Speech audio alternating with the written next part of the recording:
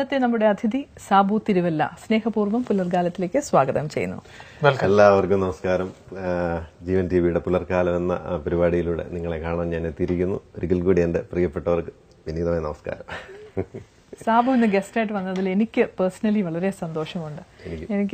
ഞാനും സാബുവും കൂടി കുറച്ചു കാലം ദൂരദർശൻ ഒരു പ്രോഗ്രാം ഒരുമിച്ച് ചെയ്തു. ഞങ്ങൾ നമ്മൾ ഭയങ്കര അടിയായിരുന്നു. നിങ്ങൾ ഒരു ഗസ്റ്റിനെ നടുക്ക് നിർത്തിയിട്ട് നിങ്ങൾ ചോദ്യം ചെയ്യും അല്ലേ? ഞങ്ങൾ ചോദ്യം ചെയ്യും. പക്ഷെ ഗസ്റ്റ് ചിലപ്പോൾ ചില സമയങ്ങളിൽ ഗസ്റ്റ് ഞങ്ങളെ ഇങ്ങനെ നോക്കിക്കൊണ്ടിരിക്കും. ഞങ്ങൾ തമ്മിലുള്ള ഇന്ന് അതിനെ പകരം വീട്ടുകയാണ്. ഞങ്ങൾ രണ്ടുപേരും കൂടെ ചേർന്ന് നിങ്ങളെ ചോദ്യം ചെയ്യുകയാണ്. അപ്പൊ എനിക്ക് വലിയ ആഗ്രഹമായിട്ട് ഞങ്ങൾ തല്ലുകൂടി സീരിയസ് ഇഷ്യൂ നമ്മൾ അടി ഉണ്ടാക്കിയിട്ടില്ല. നല്ലൊരു രസമായിരുന്നു. തീർച്ചയായിട്ടും. പിന്നെ അതാണ് നമ്മൾ അങ്ങോട്ടും ഇങ്ങോട്ടും അങ്ങനെ സംസാരിക്കുക എടുക്കുക. ഞാൻ അന്ന് തന്നെ താരടുത്ത് ഞാൻ പറയാം, ഇത്ര നല്ല ശബ്ദത്തിനൊരു ഗാംഭീര്യമുള്ള ആള് ഞങ്ങൾക്കൊക്കെ അസൂയാണ്. കാരണം എനിക്കൊക്കെ ക്രാക്ക് വോയിസ് ആണ്. പലപ്പോഴും ഞാൻ ചില സ്ഥലങ്ങളിലൊക്കെ ചെല്ലുമ്പോൾ എനിക്ക് ടി വി ഷോകളൊക്കെ ചെയ്തിട്ട് ആ ശബ്ദം രജിസ്റ്റർ ചെയ്യുന്നുണ്ടായിരിക്കാം. ഒരു ദിവസം ഞാൻ ബാങ്കിൽ ചെന്നിട്ട് ബാങ്കിൽ അവരിങ്ങനെ എഴുതിക്കൊണ്ടൊക്കെ ഇങ്ങനെ ഇരിക്കുകയാണ്. അപ്പൊ ഞാൻ മാഡം എന്റെ ഒരു കാര്യം പെട്ടെന്ന് തന്നെ ആ ശബ്ദം കേട്ടിട്ട് അവര് പെട്ടെന്ന് നോക്കിയിട്ട് അയ്യോ സാബു എന്ന് പറയുന്ന അങ്ങനെ ചില അവസരങ്ങളിൽ ഉണ്ടാവാറുണ്ട്. എനിക്ക് തോന്നുന്നു വലിയൊരു ഈശ്വരാനുഗ്രഹമാണ്. സാബുവിന്റെ ശബ്ദത്തിലെ ഏറ്റവും കൂടുതൽ ഇണങ്ങുന്ന ഒരു വോയിസ് ആരുടെയാണ്? അത് എന്റെ ഒരു സുഹൃത്താണ് ആദ്യമേ കണ്ടെത്തിയത്. ഞാനിങ്ങനെ മിമിക്രി ഒക്കെ ചെയ്തുകൊണ്ടിരുന്ന സമയത്ത് എന്നോട് എന്റെ സുഹൃത്ത് സജ്ജൻ എന്ന് പറയും, പുള്ളി ഇപ്പൊ യു എസിലാണ്. അപ്പൊ പുള്ളി എന്നോട് പറഞ്ഞു, സാബു നിനക്ക് മോഹൻലാലിനെ അനുകരിക്കാൻ പറ്റിയേക്കും എന്ന് പറഞ്ഞു. അപ്പൊ ഞാൻ അന്നേരമാണ്, കാരണം മറ്റുള്ളവരാണല്ലോ നമ്മളെ പറ്റി അങ്ങനെ പറയുമ്പോഴാണ് നമുക്കത് മനസ്സിലാവും. അപ്പൊ ഞാൻ അങ്ങനെ നോക്കി. ഇപ്പൊ ലാലേട്ടനെ അനുകരിക്കാനായിട്ട് അദ്ദേഹത്തിന്റെ സിനിമകളിലെ ചെറിയ ചെറിയ ഡയലോഗുകളൊക്കെ പറഞ്ഞു തുടങ്ങി. അപ്പൊ അത് ഓക്കെ ആവുന്നുണ്ട്. അങ്ങനെ ശരിക്കും അങ്ങനെയാണ് ലാലേട്ടനെ പറയുമ്പോൾ നമ്മളൊരു അദ്ദേഹത്തിന്റെ ഒരു വളർച്ചയുടെ ഒരു കാലഘട്ടമുണ്ട്. ആദ്യത്തെ സിനിമ, പിന്നെ ഒരു ഇടക്കാലത്തെ പഠനം, ഇപ്പോഴത്തെ ഒരു ശബ്ദം മാറിയിട്ടുണ്ട്. ആദ്യ കാലഘട്ടത്തിൽ ഇപ്പോഴത്തെ കാലഘട്ടത്തിൽ ഒരുപാട് വ്യത്യാസമുണ്ട് അദ്ദേഹത്തിന്റെ ശബ്ദം. ചേഞ്ച് ഒക്കെ അവതരിപ്പിക്കും. പിന്നെ ഞാൻ എന്റെ ഒരു മാസ്റ്റർ പീസ് ഷോ എന്ന് പറയുന്നത്, ഞാൻ എന്റെ തന്നെയുള്ള വൺ മാൻ ഷോ ചെയ്യുമ്പോൾ തീർച്ചയായിട്ടും ഫസ്റ്റ് സെഗ്മെന്റ് എന്ന് പറയുന്നത് അതാണ്. ലാലേട്ടന്റെ ആദ്യകാലഘട്ടം മുതൽ ഇപ്പോഴത്തെ വരെയുള്ള വോയിസുകളെ ഇമിറ്റേറ്റ് ചെയ്യുക. അതൊരു പ്രധാന കാര്യമാണ്. തീർച്ചയായിട്ടും. ആദ്യം അദ്ദേഹം സൂപ്പർ സ്റ്റാർ ആവുന്ന പടം എന്ന് പറയുന്നത്, ആക്ഷൻ ഹീറോ ആയി മാറുന്നത് രാജാവിന്റെ മകൻ എന്ന ചിത്രം. അതിലെ ഒരിക്കലും മറക്കത്തില്ല. അത് പ്രത്യേക ഒരു സ്റ്റൈലായിരുന്നു ആ സിനിമയിൽ അല്ലേ. ആ വരവും ആ ഷർട്ട് ഒക്കെ ഇപ്പോഴും ഓർത്തിരിക്കുന്നുണ്ട്. കാറിൽ വരുന്നത്, അതെ ചെറിയ മീശയൊക്കെ, ചെറിയ കൊമ്പ മീശയൊക്കെ വെച്ചിട്ട് ഭയങ്കര രസമായിരുന്നു. അതിലെ വിൻസെന്റ് ഗോമസ് എന്ന കഥാപാത്രമായിരുന്നു. ഇന്നത്തെ പോലൊക്കെ ഒരു വലിയ ഗാംഭീര്യമുള്ള ശബ്ദമൊന്നുമല്ല, നേരിയ പതുങ്ങിയ ശബ്ദമായിരുന്നു അദ്ദേഹത്തിന് അല്ലേ. അത് നമുക്ക് പ്രേക്ഷകർക്കായിട്ട് ഞാൻ ഓർപ്പിക്കാം. അപ്പോഴേ ആ കാലഘട്ടത്തിലേക്ക് നമുക്കൊന്ന് പോയി നോക്കാം. രാജാവിന്റെ മകൻ, മീശയൊക്കെ പിരിച്ച് ലാലേട്ടൻ അങ്ങനെ വരുന്നത്. ഓക്കെ, റെഡിയല്ലേ? അപ്പൊ ഒന്ന് ശ്രദ്ധിച്ചോ. ആ പഴയ കാലഘട്ടത്തിലേക്ക് പോയെങ്കിലേ അത് എത്തുള്ളൂ. ഓക്കെ. തമ്മിൽ കടപ്പാടിന്റെ കണക്കൊന്നും ആവശ്യമില്ല. ആൻസിക്ക് എപ്പോ വേണമെങ്കിലും പിരിഞ്ഞു പോകാം. ഒന്നാലോചിച്ചാലേ പിരിഞ്ഞു പോകുന്നതാണ് നല്ലത്. മനസ്സിൽ കുറ്റബോധം തോന്നിക്കഴിഞ്ഞാൽ പിന്നെ ചെയ്യുന്നതൊക്കെ യാന്ത്രികമായിരിക്കും. ഒരിക്കൽ രാജുമോൻ എന്നോട് ചോദിച്ചു, അങ്കിൾ ആരാണെന്ന്. ഞാൻ പറഞ്ഞു, I am a prince, underworld prince, അധോലോകങ്ങളുടെ രാജകുമാരൻ. അയ്യോ, പിന്നെ ആൻസിക്ക് എന്നെ എപ്പോഴെങ്കിലും വിളിക്കാം. My phone number is 2255. എന്താണ് ഒന്ന് കൈ അടിച്ചുകൂടെ? അയ്യോ, ശരിക്കും ഞാൻ ആ സീൻ തന്നെയാണ് കണ്ടോണ്ടിരുന്നത്. അങ്ങനെ ചെറിയ നേരിയ ഒരു സ്റ്റൈലും ഇച്ചിരി സ്പീഡ് കൂടി ഇരുത്തി പറയാതൊക്കെ ആയിരുന്നു അന്നത്തെ. അങ്ങനെയുള്ള അതായിരുന്നു. യോ യോ എന്നുള്ള ലാലിന്റെ വിളിയൊക്കെ ആ സമയത്ത് ഏറ്റവും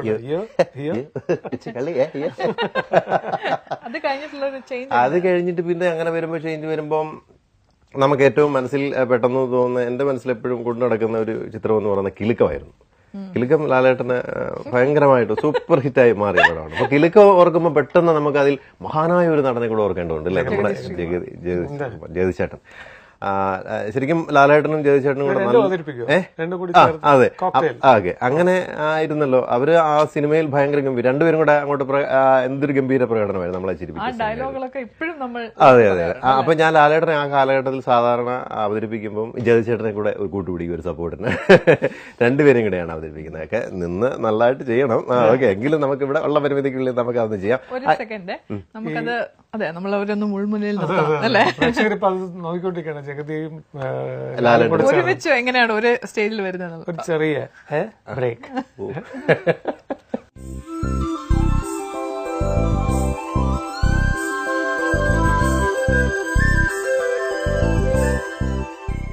വെൽക്കം ബാക്ക്.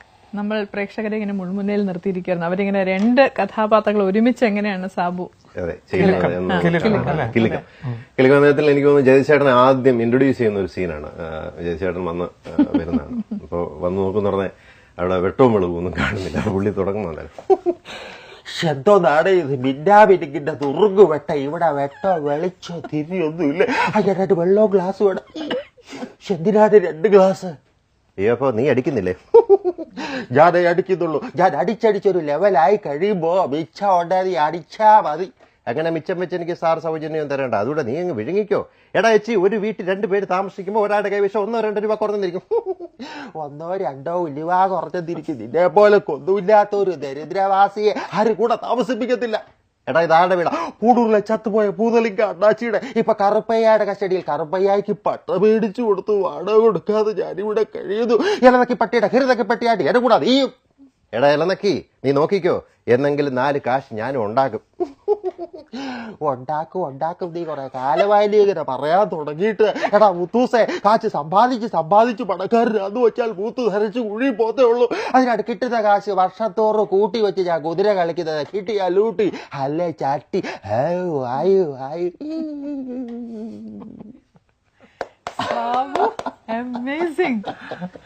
ഇത്രയും ഡയലോഗ് ഇങ്ങനെ എഡിറ്റിന് ഇത്രയും നല്ല മനോഹരമായിട്ട് ചെയ്യുന്നത് ഞാൻ കേൾക്കുന്ന ആദ്യമായിട്ട്. ഭയങ്കരമായ ഒരു പഠനം ആവശ്യമില്ല. ശരിക്കും പറഞ്ഞാൽ നമ്മുടെ തൊഴിലല്ലേ ഇപ്പൊ ഇതൊക്കെ ചെയ്യുന്നതുകൊണ്ടാണ് ഇന്നും ഞാൻ പറഞ്ഞത് എത്രയോ പുതിയ മിമിക്രിക്കാരൊക്കെ വന്നിരിക്കുന്നു. പക്ഷെ നമുക്കിപ്പോഴും നമ്മുടേതായ ഒരു സ്റ്റാൻഡും ഒരു വിലയും ഉള്ളതെന്ന് പറയുന്നത് നമ്മൾ ഇത്രയും അതിനെ അത്രയും ഏറ്റവും കൂടുതൽ സ്റ്റേജിൽ കൈയടി കിട്ടുന്നത് എനിക്ക് അതാണ്. ഇത് ചെയ്യുമ്പോൾ തന്നെ ആൾക്കാർ ചിരി തുടങ്ങും. ആൾക്കാർ മറ്റേ നമ്മളൊരു സീരിയസ് ലാലേട്ടന്റെ ഏതൊക്കെ വോയിസ് ആണെന്ന് നമ്മൾ പറഞ്ഞു. പക്ഷെ ജഗതി ചേട്ടന്റെ നമ്മളെ ഇൻട്രൊഡ്യൂസ് ചെയ്യുമ്പോഴത്തേന് ആൾക്കാർ ചിരി തുടങ്ങും. അവർക്ക് ആ സന്തോഷമാണ്. കാരണം അത് ശരിക്കും സീൻ ഇങ്ങനെ കണ്ടു. നിങ്ങൾ അതിന്റെ ഒരു സംവിധായകനാകുക. അതെ അതെ. പക്ഷെ അത് ഞാൻ ഇരുന്നാണ് ചെയ്യുന്നത്. നിന്നോട് ചെയ്യുകയാണെങ്കിൽ കുറച്ചും കൂടി നമുക്കത് കുറച്ചുകൂടി നന്നാക്കിയാൽ. ഇത് എങ്ങനെയാണ് പഠിക്കുന്നത് നിങ്ങൾ? എനിക്ക് പല മിമിക്രിക്കാരുടെ ചോദിക്കാൻ പറ്റാത്തൊരു കാര്യമാണ്. എങ്ങനെയാണ് നിങ്ങൾ പഠിക്കുന്നത്? അത് ഞാൻ പറഞ്ഞു, വലിയ ദൈവാനുഗ്രഹമാണ്, ഈശ്വരന്റെ ഒരു ഗിഫ്റ്റ്. എഴുതിയാണോ പഠിക്കുന്നത്? അതൊക്കെ ഡയലോഗ് നമ്മൾ കേട്ടും എഴുതിയും ഒക്കെ പഠിക്കാറുണ്ട്. പക്ഷെ ടോൺ നമ്മൾ ചെയ്യാന്ന് പറയുന്നത് അത് വലിയൊരു ദൈവാനുഗ്രഹം. നമുക്ക് ആ ടോൺ കേൾക്കുമ്പോൾ അത് എങ്ങനെ അത് പ്രസന്റ് ചെയ്യണം, എങ്ങനെ അത് ക്യാച്ച് ചെയ്ത് എടുക്കണം, അല്ലെങ്കിൽ അതെങ്ങനെ പുറത്തേക്ക് വിടണം എന്നൊക്കെ നമ്മൾ അതൊക്കെ എനിക്ക് TV കാണുന്ന പല കുട്ടികൾക്കും മിമിക്രി ഭയങ്കര ഇഷ്ടമാണ്. അവരെങ്ങനെയാണ് മിമിക്രി പഠിക്കേണ്ടതെന്ന് സാബിന് പറയാൻ പറ്റും? എനിക്ക് ടാലന്റ് ഉണ്ടെങ്കിൽ ഞാൻ ഇപ്പൊ നമ്മള് ഒരു സിനിമാ താരം സ്ക്രീനിൽ ചെയ്യുന്നത് നമുക്ക് ഇമിറ്റേറ്റ് ചെയ്യാൻ വലിയ പാടാണ്. പക്ഷെ ഒരു മിമിക്രിക്കാരനെ അവതരിപ്പിക്കുമ്പോൾ പെട്ടെന്ന് നമുക്ക് പിടിക്കാൻ പറ്റും. അങ്ങനെയാണ്. ഇപ്പൊ ഒരു മോഹൻലാലോ മമ്മൂട്ടിയോ ഇങ്ങനെ സിനിമയിൽ ചെയ്യുമ്പോൾ എനിക്ക് തോന്നുന്നു അത് എന്തുകൊണ്ടായിരിക്കാം എന്ന് എനിക്കറിയത്തില്ല. ചിലപ്പം നമ്മൾ അത്രയ്ക്ക് ശ്രദ്ധിക്കാൻ പറ്റാത്തതുകൊണ്ടാണോ, അവർ അഭിനയിക്കുമ്പോൾ നമ്മൾ അതിൽ മുഴുകി പോകുന്നതുകൊണ്ടാണോ എന്താണെന്നും എനിക്കറിയില്ല. പക്ഷെ വേറൊരാള് അനുകരിച്ച് കാണിക്കുമ്പോൾ നമുക്ക് പെട്ടെന്ന് അത് ക്യാച്ച് ചെയ്യാൻ പറ്റും. അതെല്ലാം മിമിക്രിക്കാരും പറയുന്നതാണ്. ഞാനും അങ്ങനെ തന്നെയാണ്. പലരും ഞാൻ ആദ്യം ജയറാമേട്ടന്റെ കാസറ്റ് കണ്ടിട്ടാണ് മിമിക്രി ചെയ്തു തുടങ്ങുന്നത്. പിന്നെ കോട്ടയം നസീർ അദ്ദേഹത്തിന് ചെയ്യുന്നതൊക്കെ കണ്ട് നോക്കിയിട്ടുണ്ട്. അപ്പൊ അവർ പറയുമ്പോൾ പെട്ടെന്ന് നമുക്കത് ക്യാച്ച് ചെയ്ത് ഒരു പക്ഷെ അവരെക്കാട്ടിൽ ഭംഗിയായിട്ട് നമുക്ക് ചെയ്യാൻ പറ്റും. റീപ്രൊഡക്ഷൻ അത് തന്നെ ചെയ്യാൻ പറ്റും. നമ്മളൊന്ന് കുറച്ചുകൂടി റിസർച്ച് ചെയ്ത് നമുക്ക് ആ ടോണ് ബേസിക്കലി നമുക്കൊരു ടോൺ ഉണ്ടെങ്കിൽ ആ ടോണിനോടനുബന്ധിച്ച് കുറെ താരങ്ങളെ നമുക്ക് ചെയ്യാൻ പറ്റുള്ളൂ. എല്ലാവർക്കും ചെയ്യാം. ഒരു മിമിക്രിക്കാരന് അതിന്റെ ലിമിറ്റേഷൻ അയാളുടെ ഒരു ബേസിക് ടോൺ ഉണ്ടാവും. ആ ടോണിനനുസരിച്ചുള്ള നടന്മാരെ നമുക്ക് കൊണ്ടുവരാൻ പറ്റും. എല്ലാ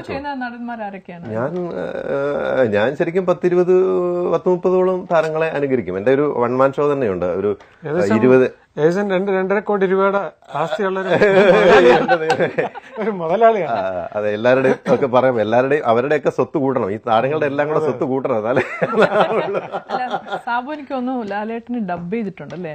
ഞാൻ ലാലേട്ടൻ ആദ്യമായിട്ട് ചെയ്യുന്നത് നമ്മൾ പറഞ്ഞു വന്നിടത്തുനിന്ന് മുറിഞ്ഞു. പിന്നെ രണ്ടാമത്തെ പോർഷനിൽ നമ്മൾ പോയി ഇടക്കാലത്തിലേക്ക് പോകുന്നുള്ളൂ. ഇതിന്റെ എന്താണ് പിന്നെ ഉണ്ട് 2 നമുക്ക് ഇതിന് പിരിച്ചു.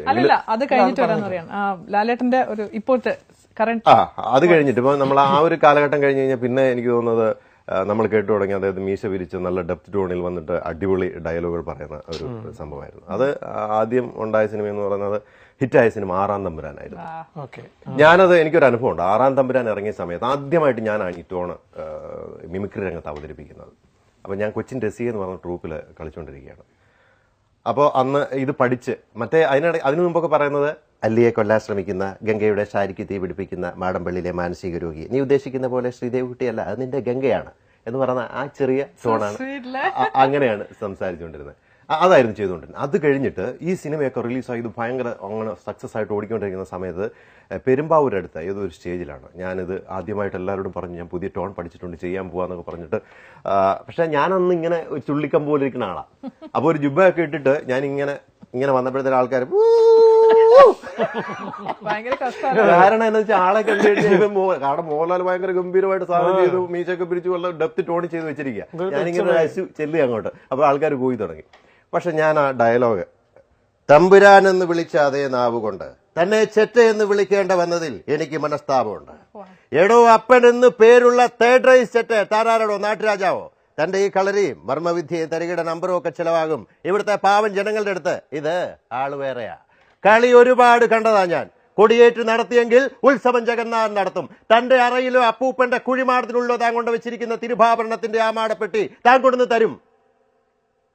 പുഴക്കരയിലെ ആ വട്ടത്തറയിൽ ഞാൻ തന്നെ വരുത്തും. അതിനോടകം അറിയാവുന്ന നാറിയ കളികളൊക്കെ താൻ കളിക്കുമെന്ന് എനിക്കറിയാം. പക്ഷെ ഒന്നോർത്തോ, ഒന്നും നടന്നില്ലെങ്കിൽ തന്നെ പച്ചയ്ക്ക് കൊളുത്തിയിട്ട് ജഗന്നാഥനോടൊന്ന് വിട്ടുപോകൂ. മനസ്സിലായോ കൊലപ്പുള്ളി? കണിമംഗലത്തെ തമ്പുരാനോടാ കളി, മറക്കണ്ട. 6ാം തമ്പുരാനോട്. ഇത് ഞാൻ അങ്ങോട്ട് ഇതാ സംഭവം. ഇത് ഞാൻ പറഞ്ഞ് ഇങ്ങോട്ട് ഇറങ്ങുമ്പോ ഞാൻ അടുത്തത് അനൗൺസ് ചെയ്യേണ്ടത്, അടുത്ത നടന്ന് അനൗൺസ് ചെയ്യേണ്ടത് ഞാൻ, കോമ്പയറിങ് ഞാനാ. ഞാനിങ്ങോട്ട് പുറകോട്ട് എടുത്തുമ്പോഴത്തേന് ഇവരെല്ലാരും കൂടെ എന്നെ ചുറ്റും എന്റെ സുഹൃത്തുക്കളെല്ലാം കൂടെ എന്നെ എടുത്ത് അങ്ങ് പൊക്കുക. ഭയങ്കര തിരമാല വരുന്നോടെ കൈയടി കഴിഞ്ഞിട്ട് ഞാൻ പുറയിലിട്ട് ഇവരെല്ലാം കൂടെ എന്നെ എടുത്ത്. ഞാൻ പറഞ്ഞു എന്നെ വിടും, ഞാൻ അനൗൺസ് ചെയ്യട്ടെ, അടുത്ത അനൗൺസ് ചെയ്യട്ടെ, എന്നെ വിടെന്ന് പറഞ്ഞു. ഒരിക്കലും മറക്കാൻ പറ്റത്തില്ല. എനിക്കും അങ്ങനെ ചില സാധനങ്ങൾ നമുക്കുണ്ടാവും. അതെ, ആ ലാലേട്ടനോടുള്ള ആരാധന ഒരു പക്ഷെ ബൈ ചാൻസ് നമുക്കൊരു ഫോർച്ചുനേറ്റ് ആണെങ്കിൽ ലാലേട്ടൻ ഈ പുലർക്കാലം കാണുന്നെങ്കിൽ സത്യം പറഞ്ഞു കഴിഞ്ഞാൽ അതൊരു വലിയൊരു മൊമെന്റ്. അങ്ങനെ കാണുന്നെങ്കിൽ ലാലേട്ടന് ഞങ്ങളുടെ വക എല്ലാ വിധത്തിലുള്ള ആരാധന അറിയുകയാണ്. ഇതിനുശേഷം വീണ്ടും ചേഞ്ചസ് ഉണ്ട്. ആ ചേഞ്ച് കൂടെ അവതരിപ്പിക്കുന്നുണ്ട് സ്റ്റേജില്. ഇത് അച്ഛന്റെയും മകന്റെയും കഥാപാത്രം. മംഗലശ്ശേരി നീലകണ്ഠനും മംഗലശ്ശേരി കാർത്തികനും നമുക്ക് ഒരിക്കലും മറക്കാൻ പറ്റാത്ത 2 കഥാപാത്രമാണ്. രൂപത്തിലും ഭാവത്തിലും അത് ഗംഭീരമായിട്ട് അദ്ദേഹം ചെയ്തു വെച്ചിരുന്നു. ആ ഡയലോഗ് ഞാൻ വേദിയിൽ അവതരിപ്പിക്കാറുണ്ട്. ഓരോ പ്രാവശ്യം നിങ്ങൾ പറയുമ്പോൾ ഞാൻ തൊണ്ട ഇങ്ങനെ കണക്കുന്ന നിങ്ങൾക്ക് ഒരു കോമ്പറ്റീറ്റർ ആവാൻ വേണ്ടി തയ്യാറെടുക്കുകയാണ് നമ്മൾ. തീർച്ചയായിട്ടും. അപ്പൊ അത് രാവണപ്രഭുവിലെ മംഗലശ്ശേരി നീലകണ്ഠനും മംഗലശ്ശേരി കാർത്തിക, ഞാൻ 2 വോയിസ് ചേഞ്ചൂടെ ഞാൻ അവതരിപ്പിച്ചു. ഏയ് സവാരി ഗിരിഗിരി ഇല്ല ശേഖര, അതിനുവേണ്ടി നീ ബാലൻസ് നിൽക്കുന്ന കൈയുയർത്തിയാൽ വാഴയെല്ല വെട്ടി വിരിച്ച് കാത്തിരിക്കാൻ വീട്ടുകാരോട് പറഞ്ഞിട്ടാവണം. ബോഡി അങ്ങ് ചെല്ലും മുണ്ടക്കൽ ബംഗ്ലാവിലേക്ക്. ഞാനിങ്ങനെ പൂരത്തിന് സാമ്പിൾ വെടിക്കെട്ട് നടന്ന പോലെ ഈ 6 അടി 1.5 ഇഞ്ചിൽ സവാരി ഗിരിയിൽ നടത്തും. കടകടകടാന്ന്. വേണ്ട വേണ്ട കാർത്തി, വേണ്ട ശേഖര. കഴുത്തിന് പകരം വലങ്കൈ എറുത്തതും പിന്നെ കുഞ്ഞനന്ദൻ എനിക്ക് പകരം മരിച്ചപ്പോ തല്ലിക്കൊല്ലാതെ വിട്ടതും നീലകണ്ഠന്റെ കഴിവുകേടായി കാണരുത് നീ.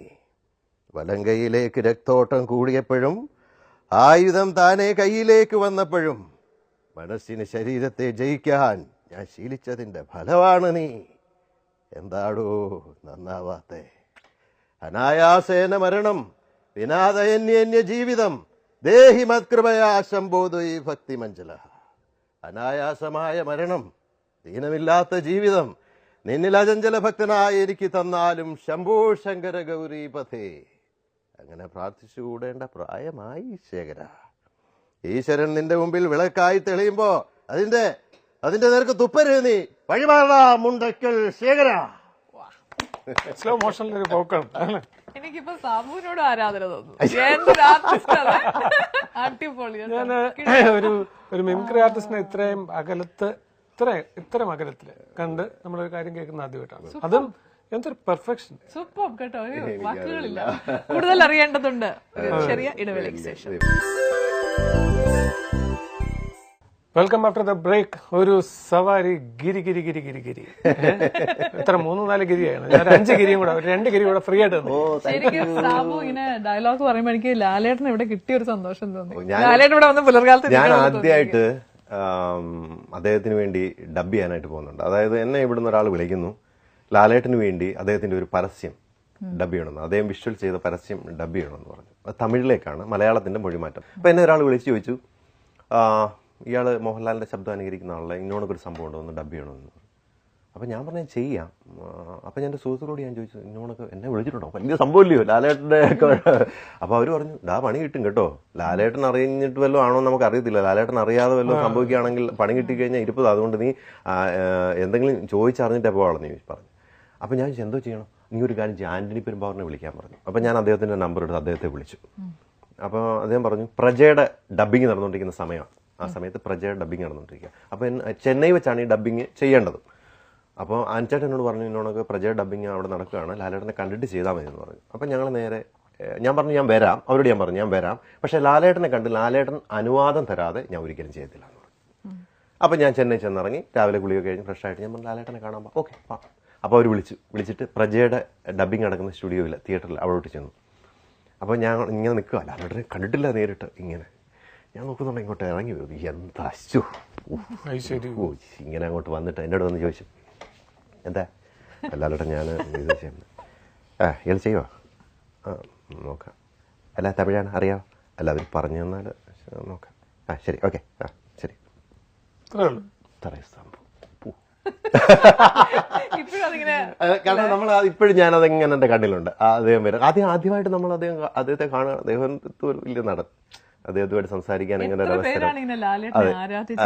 അതെ ഒരു എല്ലാവരുടെയും കൂട്ടത്തിലല്ലോ, നമ്മൾ പേഴ്സണലായിട്ട് കണ്ട് സംസാരിക്കല്ലേ, അപ്പൊ അതിന്റെ ഒരു പ്രത്യേകത എന്ന് പറയുന്നത്. അപ്പൊ അങ്ങനെ അതാണ് ഞാൻ ആദ്യമായിട്ട് ലാലേട്ടന് വേണ്ടി ചെയ്യുന്നത്. എനിക്കൊന്ന് ലാലേട്ടൻ അഭിനേതാവാണ്, അതിന് ഒരു ഗായകൻ കൂടിയാണ് നീ അടുത്ത കാലത്തൊക്കെ. പിന്നെ എന്തായാലും അദ്ദേഹം പാടി എത്ര ഹിറ്റ് പാട്ടുകളുണ്ട്. ഞാൻ ഗായകനായ അദ്ദേഹത്തിന്റെ പാട്ട് കാരണമാണ് ഞാൻ വിചാരിക്കും. കാരണം ഞാൻ പാടും, അത് വലിയ രസമാണ്. എനിക്ക് പണ്ട് മുതലേ പാട്ട് വലിയ ഇഷ്ടമായിരുന്നു. അപ്പോൾ പാട്ട് പാടണമെന്നായിരുന്നു എൻ്റെ ആഗ്രഹം. പക്ഷേ എൻ്റെ നാട്ടിൽ അങ്ങനെ പാട്ട് പാടാനോ പാട്ട് പഠിപ്പിക്കാനോ അതിനെപ്പറ്റി അറിയാനോ ഒന്നുമില്ലായിരുന്നു. പക്ഷേ കോളേജിൽ എല്ലാ മത്സരത്തിനും ഞാൻ പേര് കൊടുക്കും. ഗ്രൂപ്പ് സോങ്ങിന് പേരും സിംഗിൾ സോങ് എല്ലാത്തിനും കൊടുക്കും. ഒരു പ്രാവശ്യം ഞാൻ ക്ലാസിക്കൽ സോങ്ങിനും പേര് കൊടുത്തു. എന്നിട്ട് എന്നിട്ട് ക്ലാസിക്കൽ സോങ്ങിന് പേര് കൊടുത്തിട്ട് എല്ലാവരും വളരെ സിമ്പിളായിട്ടുള്ള സോങ് വന്ന് നിന്ന് പാടിയിട്ട് പോകും, ഏതെങ്കിലും സെമി ക്ലാസിക്കൽ. ഞാൻ ഇത് പേര് കൊടുത്തു കഴിഞ്ഞ് പാട്ട് പാടണമല്ലോ. അപ്പൊ ഈ മഹാഗണപതി എന്ന ഇതുണ്ടല്ലോ, മഹാഗണപതി മനസാസ്മ, ആ പാട്ട് എനിക്കറിയത്തില്ല, അന്നും അറിയത്തില്ല ഇന്നും അറിയത്തില്ല. ഞാൻ അത് എഴുതി ഒരാടെ നിന്ന് മേടിച്ചു, അതിന്റെ ഏകദേശം തോന്നുന്നത് മനസ്സിലാക്കി. ഇങ്ങനെയാണല്ലോ ക്ലാസിക്കൽ സംഗീതം എന്ന് പറഞ്ഞാൽ. അന്ന് ഞാൻ വിശ്വസിക്കുന്നത്, എൻ്റെ ഒരു വിശ്വാസപ്രകാരം, ഈ റേഡിയോയിൽ 9:15 മുതൽ 8:45 മുതൽ 9:15 വരെ വരുന്ന കീർത്തനങ്ങളുണ്ട്. കീർത്തനത്തിന്റെ ഒരു ഇതുണ്ടല്ലോ. അപ്പൊ അതിനകത്ത് ഈ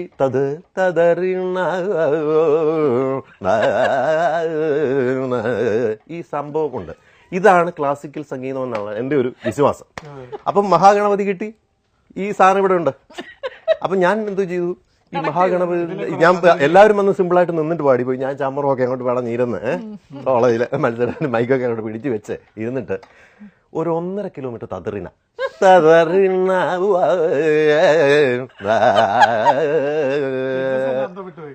കേക്ക് ഇത് കല്ല്. എന്നിട്ട് ഇത് മുഴുവൻ ഒരു വിധത്തിൽ പാടിപ്പിച്ചിട്ട് പിള്ളേർ ഞാൻ ഇറങ്ങണം, ഇവിടെ സ്വാമി എന്തുകൂടെ അവർക്കൊന്നും അറിയാത്ത പിള്ളേരല്ലേ. പക്ഷെ ഇപ്പൊ ഞാൻ ആലോചിക്കുമ്പോ എന്റെ ഫ്രണ്ടിലിരുന്ന ജഡ്ജസിനെ ഞാൻ നമിക്കുന്നു, എന്റെ ദൈവമേ. കാരണം അത്രയ്ക്ക് അത് അത്രയ്ക്ക്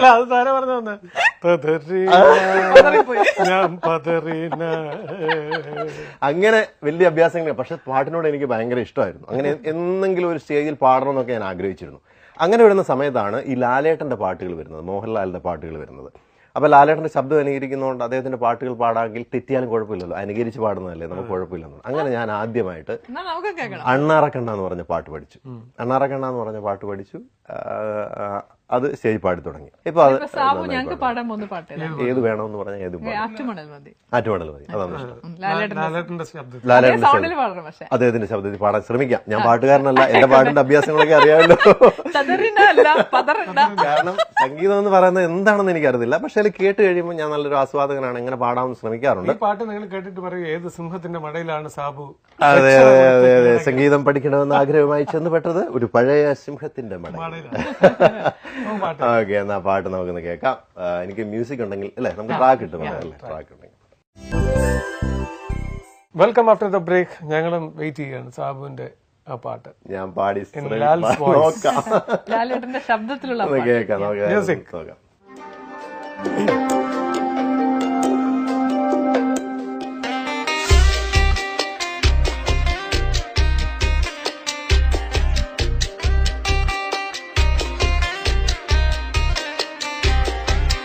ആറ്റുമണൽ പായയിൽ അന്തിവയിൽ ചാഞ്ഞ നാൾ കുഞ്ഞിളം കൈവീശി നീ തോണിയേറിപ്പോയില്ലേ.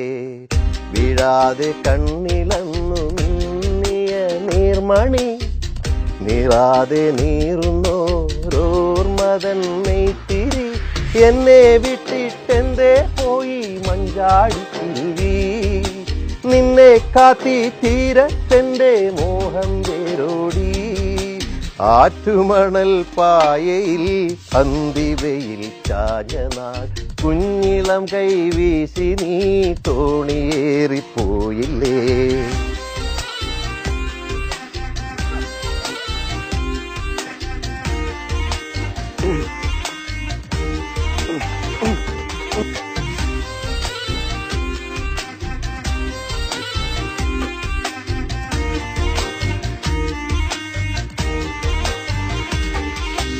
മൺവഴിയിൽ പിൻവഴിയിൽ കാലചക്രമോടവേ കുന്നിലങ്ങൾ പൂമരങ്ങൾ എത്രയോ മാറിപ്പോയി.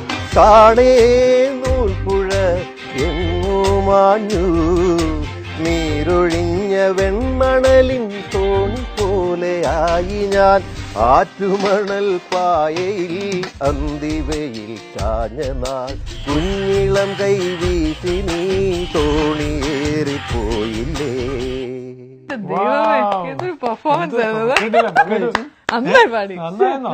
ഞാനിപ്പോ ഒരു കാര്യം പറയാൻ വന്നത്, മോഹൻലാൽ എന്നൊരു വ്യക്തി അദ്ദേഹത്തിന് എങ്ങനെ എത്ര പെർഫെക്റ്റ് ആയിട്ട് നിങ്ങൾ റീപ്രൊഡ്യൂസ് ചെയ്തു എന്നുള്ളതാണ്. ഒരു മിമിക്രി ആർട്ടിസ്റ്റ് അല്ല താങ്കൾ, നല്ലൊരു സിംഗറാണ്. Very good singer. അത്രയും സൂക്ഷ്മമായി ശ്രദ്ധിച്ച് പഠിച്ചതിനെ റീപ്രൊഡ്യൂസ് ചെയ്യുന്നത് നിങ്ങൾ പറഞ്ഞ പോലെ ഒരു ദൈവാധീനമാണ്. നമ്മുടെ ഒന്നും വിടുകയല്ല. ഞാൻ നേരത്തെ പറഞ്ഞു അത് സിംഹത്തിന്റെ മടയിൽ പോയി. സത്യം പറഞ്ഞാൽ എനിക്കറിയില്ലായിരുന്നു കേട്ടോ സാബുവിന് ഇത്രയും ടാലന്റ് ഉണ്ടോ. ടാലന്റഡ് ആണെന്ന് എനിക്കറിയായിരുന്നു. ഞങ്ങൾ കൊമ്പ് ഓർക്കുമ്പോൾ ഒരു ആർട്ടിസ്റ്റ് ആണെന്ന് വിചാരിച്ചു. ഇത്രയും ഒരു കഴിവുണ്ടെന്ന് ഞാൻ അതാണ് ഞാൻ പറഞ്ഞത്. അതാണ് എന്താ പറയാ, ഞാൻ അവിടെ തുടങ്ങുന്ന ചേച്ചി വഴക്കുണ്ടാക്കും എന്നെ. ഞങ്ങൾ രണ്ടുപേരും കൂടി ഇരിക്കില്ലയോ, ഞാൻ എന്തെങ്കിലും തുടങ്ങുന്ന ഒന്നും ചെയ്യാൻ സമ്മതിക്കില്ല ചേച്ചി. ചുമ്മാ കേട്ടോ, ചേച്ചി ഒരുപാട് സപ്പോർട്ട്. ഞാൻ നിങ്ങളുടെ ആ കോമ്പയറിംഗിന്റെ ദിവസം ഓർക്കുന്നുണ്ട്. എന്നിട്ട് ഞാൻ ഒരിക്കൽ തരടുത്ത് പറഞ്ഞു, തര ഇവിടെ അങ്ങനെയാണോ എങ്കിൽ ഞാൻ ഇല്ല. പക്ഷെ അതല്ല, അത് ഇൻവോൾവ്മെന്റ് ആണ്, ഒരു കോംപ്ലിമെന്ററി കോമ്പയറിംഗ് എന്ന് പറയും. ഞങ്ങൾ രണ്ടും നല്ലൊരു ഇതായിരുന്നു, എന്താണ് കെമിസ്ട്രി വർക്ക് അല്ലേ. നമ്മൾ രണ്ടുപേരും കെമിസ്ട്രി ആവാം, ഞങ്ങള് ബയോളജിയാണ്. മാത്തമാറ്റിക്സ് ആവും. നമ്മളെ പൈസ ഇല്ലാത്തത് നമ്മൾ ഈ ബാലേന്ദ്രന്റെ ഒരു സിനിമ വന്നു, മമ്മൂട്ടി രാഷ്ട്രീയക്കാരനായിട്ട് പോക്കറ്റിൽ പൈസ നയം വ്യക്തമാക്കും. സത്യം പറഞ്ഞാൽ നയം വ്യക്തമാക്കുന്ന ക്യാരക്ടറാണ് ഞാൻ എന്റെ കയ്യിൽ ഒരു പൈസയും കൊണ്ട് നടക്കാറില്ല. എനിക്ക് ആവശ്യമുള്ള സമയത്ത് ഞാൻ ചുമ്മാ നോക്കിയാൽ കുറച്ച് പൈസ വന്നിരിക്കും. അതാണ് വലിയൊരു സംഭവം.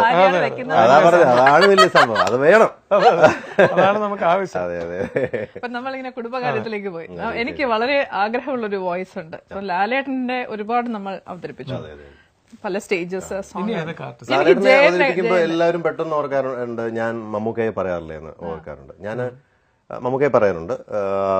ജഗമുഖ എന്ന സീരിയൽ പണ്ട് നടന്നുകൊണ്ടിരുന്നപ്പോൾ അതിനകത്ത് മമ്മൂക്കയ്ക്കും മമ്മൂക്കയുടെ കഥാപാത്രത്തിനും ലാലേട്ടന്റെ കഥാപാത്രത്തിനും ജഗതിച്ചേട്ടന്റെ കഥാപാത്രത്തിനും ശ്രീനിയേട്ടന്റെ കഥാപാത്രത്തിനൊക്കെ ഞാനായിരുന്നു ഡബ് ചെയ്തിട്ടുള്ളത്. ഞാനും സുരാജാണ് ബാക്കി മിക്ക കഥാപാത്രങ്ങളും. ദാദാസാഹിബിന്റെ സുരാജ് ചെയ്ത കഥാപാത്രത്തിന് ആ മമ്മൂട്ടിക്ക് സുരാജാ ചെയ്തത്. മറ്റേ നോർമൽ മമ്മൂട്ടി അദ്ദേഹത്തിന് ഞാനാ ചെയ്തത്. അല്ല, ഇതിപ്പോ ഞാൻ ദാദാസാഹിബ് പറയാം. ദാദാസാഹിബ് എന്ന് പറയുമ്പോൾ നമുക്ക് എപ്പോഴും നമുക്ക് ഓർത്തിരിക്കുക, അല്ലെ നമ്മുടെ ഈ സ്വാതന്ത്ര്യ സമരം അല്ലെങ്കിൽ നമ്മുടെ ഇന്ത്യയുടെ കാര്യങ്ങൾ എന്നൊക്കെ പറയുമ്പോൾ നമുക്കൊരു കുളിരും ഒക്കെ ഉണ്ടാവുമല്ലോ അല്ലേ. അപ്പോൾ ഒക്കെ നിന്ന് ഇച്ചിരി സ്ട്രെയിൻ ചെയ്ത് പറയേണ്ടതാണ്. എങ്കിലും ഞാനൊന്ന് ട്രൈ ചെയ്ത് നോക്കാം. മമ്മൂക്കയുടെ ദാദാസാഹിബ് എന്ന ചിത്രത്തിൽ അദ്ദേഹം പറഞ്ഞ ഒരു ഡയലോഗ്, തൊട്ടുപോരുതന്നെ നിരടി മുമ്പോട്ട് വെച്ചാ നീ ഉമ്മനെയും ബാപ്പനെയും കാണില്ല. ദാദാ മുഹമ്മദ് സാഹിബാ പറയുന്നേ, നാടിന്റെ നിയമവും സമാനം കാക്കേണ്ട ഒരു മന്ത്രി നാട് തീർക്കാൻ ചെത്തിലാഴ്ചന്ന് പൈസയും വാങ്ങി നൂറുകണക്കിന് നിരപരാധികളെ ചുട്ടുവന്നില്ലേ നീ? സങ്കടമുണ്ട്. ഈ നാടിന്റെ ദേശക്കൂടി ത്രിവർണ്ണ പതാക അതിന്റെ മഹത്വം പോലും അറിയാത്ത നാണം കെട്ട രാഷ്ട്രീയക്കാരുടെ നാടായിപ്പോ ഇന്ത്യ. എന്റെ ഇന്ത്യ ജീവിച്ചു മതിയായി. അവസാന നിമിഷത്തേക്ക് ഒന്നേ പറയാനുള്ളൂ, ജാതി മതവും നാട്ടുസ്നേഹവും തമ്മിൽ കൂട്ടിക്കൊഴുക്കരുത്. നാട് നേസിക്കാൻ ജീവൻ കൊടുത്തവൻ ആരായിരുന്നാലും, ഓനെ ജാതിക്കാരനായാലും ഓനെ നമ്മൾ മനസ്സിൽ ചേർത്ത് വെക്കണം. അതേസമയത്ത് റഹ്മത്തലിനെ പോലുള്ള രാജ്യദ്രോഹികൾ ഓൻ ആരായിരുന്നാലും, ഗവർണറായാലും മന്ത്രിയായാലും പോലീസായാലും ഓനക്ക് നമ്മൾ മാപ്പ് വയ്ക്കരുത്. ഈ ജന്മം മുഴുവൻ ഈ നാടും നാട്ടുകാർക്കും വേണ്ടി ജീവിച്ചവരാ ഞാൻ. എനിക്കൊരു നല്ല വാക്ക് കിട്ടിയിട്ടില്ല. എനിക്കത് സങ്കടമില്ല. ദാദാ സാഹിബ് രാജ്യദ്രോഹിയല്ല, ദബു രാജ്യദ്രോഹിയല്ല, രാജ്യസ്നേഹിയാണ്. വന്ദേ മാതരം, വന്ദേ മാതരം, വന്ദേ മാതരം. ഇതൊക്കെ ഈ ഡയലോഗ്സ് ഒക്കെ കംപ്ലീറ്റ് ആയിട്ട് എഴുതി കാണാതെ പഠിച്ചതാണ് അല്ലേ? മിമിക്രി ആർട്ടിസ്റ്റ് എന്ന് പറയുമ്പോൾ നമ്മൾ എപ്പോഴും പക്കാ പ്രൊഫഷണൽ. എനിക്ക് അസുഖം തോന്നുന്നതാണ്. എനിക്ക് 2 ലൈനിന്റെ മേളിൽ അത് സാധനം ഓർമ്മ നിൽക്കത്തില്ല. ഇതൊക്കെ നമ്മള് നമസ്കാരം, പുലർക്കാലത്തിലേക്ക് സ്വാഗതം. ഇപ്പൊ പുലർക്കാലം കഴിഞ്ഞു കഴിഞ്ഞാൽ ബ്രേക്ക് പറയാം, അത് കഴിഞ്ഞാൽ പുലർക്കാലം തീർന്നു. റെസ്റ്റോറന്റിൽ കൊണ്ട് വിട്ടാൽ പോലും 2 ഇഡ്ഡലി വേണം താര പറഞ്ഞു ഞാൻ പറയും പുലർക്കാലത്തിലേക്ക്, കാരണം ഇതിന്റെ ഹാങ് ഓവറാണ് നമ്മൾ.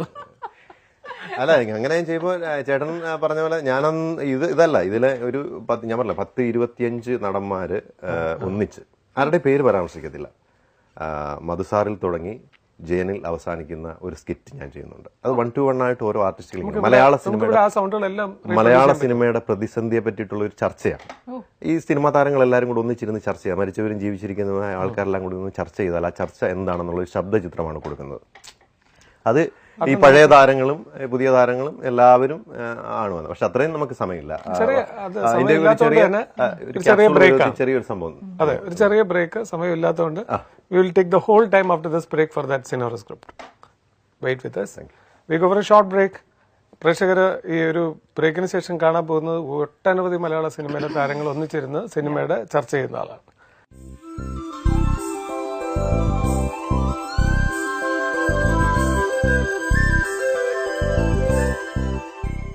Welcome back.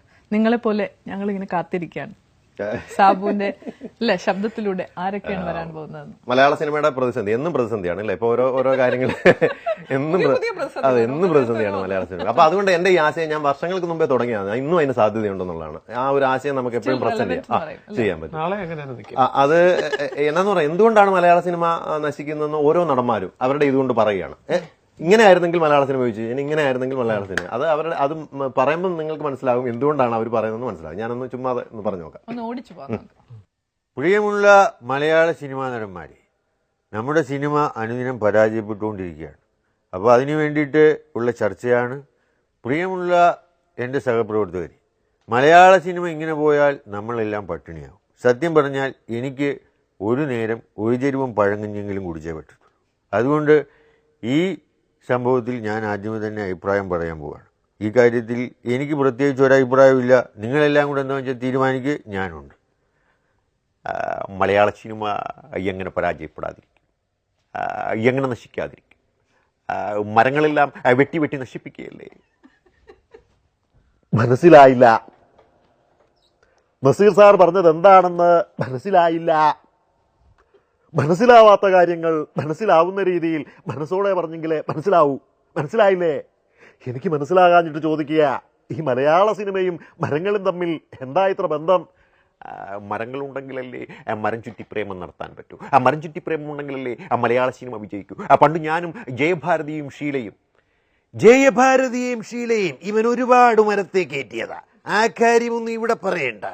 മലയാള സിനിമയുടെ യഥാർത്ഥ പ്രതിസന്ധിക്ക് കാരണം എന്താണെന്ന് ഞാൻ പറയാം. പണ്ടൊരു സിനിമ എടുത്താൽ മതി, അതിൽ 3-4 ബലാത്സംഗങ്ങൾ വീതമുണ്ടായിരുന്നു. ഇന്നതുണ്ടോ? അന്യം നിന്നുപോയ കലാരൂപത്തെ തിരികെ കൊണ്ടുവരികയാണെങ്കിൽ മലയാള സിനിമ വിജയിക്കും. ഈ വിഷയത്തിൽ ഡോക്ടറേറ്റ് എടുത്തയാളായി ഇരിക്കുന്ന ജനാർദ്ദനൻ, അവനൊക്കെ ഇപ്പൊ ട്രാക്ക് മാറി കോമഡിയല്ലേ കോമഡി. അയ്യോ എന്റെ പൊന്നുക്ക, ശരിയാ, പണ്ട് ഒരുപാട് ബലാത്സംഗ സീനിൽ അഭിനയിച്ചിട്ടുള്ളവരാ ഞാൻ. പക്ഷെ ഇപ്പൊ വയ്യ, പ്രായമായില്ലേ, സ്റ്റാമിന ഇല്ല. മനസ്സിലായില്ലേ?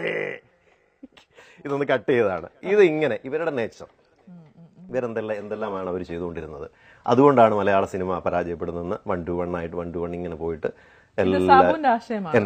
ഇതിങ്ങനെ ഞാൻ എഴുതിയെടുത്ത് ഇത് ഒരു 25 മിനിറ്റോളം വരും. ഇത് കണ്ടിന്യൂസ് 26-27 താരങ്ങളുണ്ട് ഇതിനകത്ത് വരുന്നത്. അവസാനം ജയനിലാണ് അത് ഫിനിഷ് ചെയ്യുന്നത്. ജയൻ സാറ് വരും. അപ്പം ലാസ്റ്റിൽ അതിന്റെ ഒരു എൻഡിങ് എന്ന് പറയുന്നത് പേഴ്സണലായിട്ട് പറയാ, ഈ കാര്യത്തിൽ എനിക്കൊരു അഭിപ്രായം പറയാനുണ്ട്. ആ പ്രൊഡ്യൂസർ കരഞ്ഞാൽ ഈ പ്രൊഡ്യൂസർ കരയും, ഈ പ്രൊഡ്യൂസറും ആ പ്രൊഡ്യൂസറും കരഞ്ഞാൽ ഞാനും കരയും. ഇനി നീ വർത്താനം പറഞ്ഞാൽ നീ കരയും. എടാ, മലയാള സിനിമയെ രക്ഷിക്കാൻ അഭിപ്രായം ഉണ്ടെങ്കിൽ പറയാൻ. എടാ, ആരും ഇല്ലടാ രക്ഷിക്കാൻ. ഞാനുണ്ട് പതി സാർ. എന്നെ മനസ്സിലായില്ലേ? കഴിഞ്ഞ 25 വർഷം മുമ്പ് തുമ്പിയാണെന്ന് വിചാരിച്ച് ഒരു ഹെലികോപ്റ്ററിൽ തൂങ്ങി നെഞ്ചും തള്ളി താഴെ വീണു. പിന്നെ എനിക്കൊന്നും ഓർമ്മയില്ല. 25 വർഷശേഷം ഞാൻ വീണ്ടും പുനർജനിച്ചു. ജനിച്ചപ്പോൾ തന്നെ നേരെ ഇങ്ങോട്ട് പോരുന്നു. ഇവിടെ വന്നപ്പോഴാണ് അറിഞ്ഞത് ഇവിടെ എന്തോ ഒരു സന്ധി ഉള്ളതായി. എടാ സന്ധിയല്ലടാ പ്രതിസന്ധി. ആ പ്രതിസന്ധി പരിഹരിക്കാനുള്ള ഒരു ഫോർമുലയുമായിട്ടാണ് ഞാൻ എത്തിയിരിക്കുന്നത്. എന്നാ നീ വേഗം പറ, മലയാള സിനിമ രക്ഷപ്പെടട്ടെ. അതിന്റെ ക്ലൈമാക്സ് പറയുന്നില്ല. ഇങ്ങനെ അതൊരു ട്രിക്കാണല്ലേ? അതാ ക്ലൈമാക്സ് പറഞ്ഞാൽ പോയി. കാരണം ഇങ്ങനെയുള്ള പ്രോഗ്രാം, സ്റ്റേജ് പ്രോഗ്രാംസ് കിട്ടണം, അതിൽ കാണണം. അത് അങ്ങനെ ഈ 1 to 1 ആയിട്ട് ഇങ്ങനെ വന്നിട്ട് എല്ലാ സിനിമാ നടന്മാരും മിക്ക ആൾക്കാരും വരുന്നുണ്ട്. അതിനകത്ത് വരുന്നുണ്ട്. സൂപ്പറായിരുന്നു. അല്ല ഇത് എത്ര ദിവസത്തെ പ്രാക്ടീസ് എടുക്കും ഇത് ചെയ്യാനായിട്ട്? ഇത് നമ്മൾ ആദ്യം എഴുതി വെക്കും. എഴുതി വെച്ചിട്ട് ഇങ്ങനെ പറഞ്ഞു കറക്ഷനൊക്കെ ആരാണ് ചെയ്തു തരുന്നത്? ആരെങ്കിലും ഒക്കെ പറയും. നമ്മൾ കേട്ട് എഴുതുന്ന ഇന്ന മാറ്റങ്ങൾ വരുന്നുണ്ട്. നമ്മുടെ പ്രേക്ഷകർക്ക് അറിഞ്ഞൂടാത്ത ഒരു രഹസ്യം എന്ന് പറഞ്ഞാൽ ഇറ്റ്സ് എ ഹിഡൻ സീക്രട്ട്. ഒരു പടത്തിനും ത്രൂ ഔട്ട് മോഹൻലാലിന് വേണ്ടി താങ്കൾ ഡബ് ചെയ്തു അല്ലേ? അതെ, ഞാൻ ജില്ല എന്ന സിനിമ ജില്ല മലയാളത്തിൽ ഇതാക്കിയപ്പോ ഇപ്പൊ തന്നെ പല ചാനലിലും റിപ്പീറ്റഡ് ആയിട്ടുള്ള സിനിമ ധാരാളം വന്നു. ഞാനും വിചാരിച്ചത് മോഹൻലാലാണ്. അത് എന്റെ പേരൊന്നും വെച്ചിട്ടില്ല. അവരത് ബിസിനസ് കണ്ടായിരുന്നു. ജില്ല ടെലികാസ്റ്റ് ചെയ്തപ്പോഴത്തേക്ക് മോഹൻലാലിന്റെ ശബ്ദമാണെന്നാണ് നമ്മൾ എല്ലാവരും ധരിച്ചത്. അതെ, അത് പെട്ടെന്ന് ആരും പിടിക്കില്ല. അദ്ദേഹം അറിഞ്ഞിട്ടുണ്ടോ സാബു ഇത്രയധികം? ഞാനത് എനിക്കറിയില്ല. അദ്ദേഹത്തിന്റെ മുമ്പിൽ ഇതുവരെ എനിക്ക് ഒന്ന് പ്രസന്റ് ചെയ്യാൻ കഴിഞ്ഞു. അതിനകത്ത് എനിക്ക് ആദ്യം തുടങ്ങുമ്പോഴുള്ള ഒരു ഡയലോഗുണ്ട്. അത് ഞാനൊന്ന് പറയാം. എല്ലാം ഭയങ്കര താഴ്ത്തിലാണ്, അപ്പോൾ ഡെപ്ത് ടോണിലാണ് പുള്ളി പറഞ്ഞിരിക്കുന്നത്. ഈ ശിവൻ എന്ത് കേൾക്കണമെന്ന് വിചാരിക്കുന്നുവോ അതായിരിക്കണം നീ പറയേണ്ടത്. നീ പറയുന്നതൊന്നും ഈ ശിവൻ കേൾക്കുന്നില്ല. എല്ലാറ്റിനും മേലെ ഒരു ശക്തി, ആ ശക്തിയായിരിക്കും ഈ ശിവൻ. കുത്തേറ്റ് വീഴുന്നവൻ ഭീരുവാണ്. ഭീരുവോ ധീരനോ എന്ന് തീരുമാനിക്കേണ്ടത് നീയാണ്. എല്ലാറ്റിനും മേലെയുള്ള ശക്തി, ആ ശക്തി ശിവൻ മാത്രമായിരിക്കും. ഒരു സിംഹമായിരുന്നു ആ സിനിമ. ശരിക്കും പറഞ്ഞാൽ അദ്ദേഹത്തിന്റെ മുഖം ഒരു സിംഹം പോലെയാണ്. അല്ലെ, വിജയ് അദ്ദേഹം അവർ രണ്ടുപേരും കൂടെ നിൽക്കുമ്പോൾ ലാലേട്ടന്റെ ആ ഒരു എന്താണ് ഭയങ്കര അഭിമാനം തോന്നുന്നു. തീർച്ചയായിട്ടും. ജഗദീഷ് ശ്രീകുമാർ അദ്ദേഹത്തിന് ഡബ്ബേറ്റുണ്ട്, ശ്രീനിവാസൻ സാറിന് ഡബ്ബേറ്റുണ്ട്, മോഹൻലാലിന് ഡബ്ബേറ്റുണ്ട്. ഇപ്പൊ സാബു സ്വന്തമായിട്ട് ഒരുപാട് അഭിനയിക്കുന്നുണ്ട്. അപ്പൊ ഇവരാരെങ്കിലും ഒക്കെ കടന്നു വരുമോ? ഇല്ല, അതാണ് എനിക്ക് തോന്നുന്നത്. എനിക്ക് പണ്ടൊക്കെ ഫിഗർ ചെയ്യുമ്പോൾ ഞാൻ വളരെ വിഷമത്തോടെ നോക്കിയിട്ടുണ്ട്. ഞാൻ ഇത്രയും നന്നായി ശബ്ദം ചെയ്യുന്നു, പക്ഷെ എനിക്കൊരു ഫിഗർ ചെയ്യാൻ പറ്റിയിട്ടില്ലല്ലോ എന്ന് ഞാൻ വിഷമിച്ചിട്ടുണ്ട്. പക്ഷെ ഇപ്പം ഞാൻ വിചാരിക്കുന്നു അത് നല്ലതായിപ്പോയി. ഒരുപാട് കഥാപാത്രങ്ങൾ സാബുവിനെ തേടി. ഞാൻ അതാണ് എപ്പോഴും ആഗ്രഹിക്കുന്നത്. ഒരു നമ്മളെന്നും ഓർത്തക്ക രീതിയിൽ അല്ലെങ്കിൽ ഓർക്കുന്ന രീതിയിൽ ചെറിയതാണെങ്കിലും വലുതാണെങ്കിലും നല്ല കഥാപാത്രങ്ങളെ അവതരിപ്പിക്കും. അത് സാബുവിന്റെ പടിവാതിൽക്ക് എത്തും, കോളിംഗ് ബെൽ അടിക്കുന്നുള്ളത് പ്രത്യേക ആഗ്രഹം. എനിക്ക് ഇനിയും കൊമ്പ് കോർക്കാൻ ഇനി അനിയൻ ഒന്നുകൂടി ഉണ്ടാവട്ടെ. തീർച്ചയായിട്ടും വലിയ സന്തോഷം. എനിക്ക് ഒത്തിരി സന്തോഷം. ജീവൻ ടിവിയുടെ പുലർക്കാലം എന്ന പ്രോഗ്രാമിൽ പ്രത്യേകിച്ച് ഞാൻ ഏറ്റവും കൂടുതൽ സ്നേഹിക്കുന്ന ഇവരോടൊപ്പം ഇങ്ങനെ പങ്കെടുക്കാൻ കഴിയാവുന്നത് ഞാൻ വലിയ ഒരു സ്വപ്ന സാക്ഷാത്കാരമായിട്ട് കരുതുന്നു. ജീവൻ ടിവിയുടെ എല്ലാ പ്രിയപ്പെട്ടവർക്കും ഓണാശംസകൾ. എന്നെക്കാട്ടിൽ ഒരുപാട് പ്രഗത്ഭരായ ആർട്ടിസ്റ്റുകൾ നമ്മുടെ കേരളത്തിലുണ്ട്, മിമിക്രി ആർട്ടിസ്റ്റുകൾ. അവരെ നോക്കി ഇപ്പോഴും പഠിക്കുന്ന ഒരാളാണ് ഞാൻ. വളരെ ദൂരെ നിന്ന് നോക്കുമ്പോൾ ചെറിയ സംഭവമാണ്, പക്ഷെ അടുത്ത് നോക്കുമ്പോഴാണ് അറിയുന്നത് വലിയ സംഭവം. ഞാനും താരയും ഇപ്പൊ പറയാണ് നിങ്ങൾ വലിയ ഒരു സംഭവം. കലാകാരനാണ്. And thank you very much for coming to പുലർക്കാലം. Thank you very much.